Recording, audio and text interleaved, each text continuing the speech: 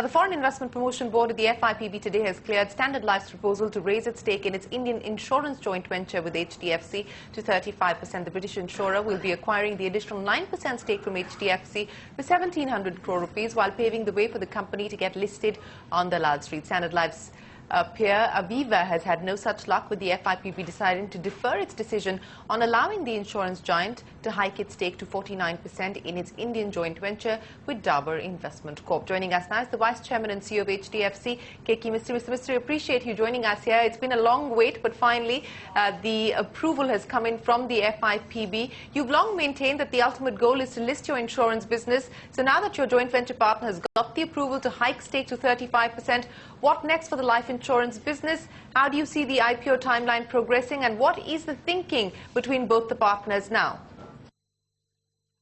See, at the moment we've not discussed how the shareholding will change and what will happen. My sense is Standard Life wants to remain at 35%, and therefore the IPO would effectively happen by the HDFC selling its stake or an IPO or some capital into the company, depending on their needs. So it's too premature to comment on that at this point of time.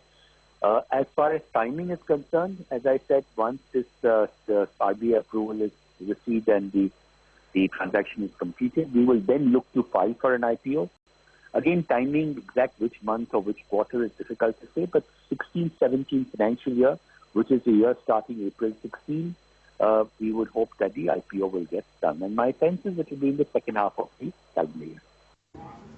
All right, so 16-17 financial year is the broad timeline for the IPO, which brings me to a curious question. Why did Standard Life choose to hike its stake to only 35% and not look at exhausting the entire FDI cap that's available? Because we've seen some of the recent deals where the foreign partners have gone all the way up to 49%. So what sort of indication did you get from Standard Life on this? See, both Standard Life and HDFC wanted to have a IPO.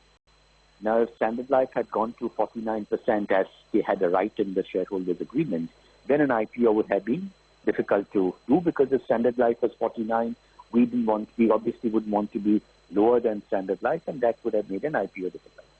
So after a lot of discussion, Standard Life agreed that they would restrict their shareholding to 35%, and they would remain at 35%. And that's the reason why I believe that when the IPO happens, I think it is unlikely that Standard Life will want to sell more shares. All right, Mr. Mistry, we'll leave it there. Appreciate you joining us, and congratulations on finally getting the FIPB approved.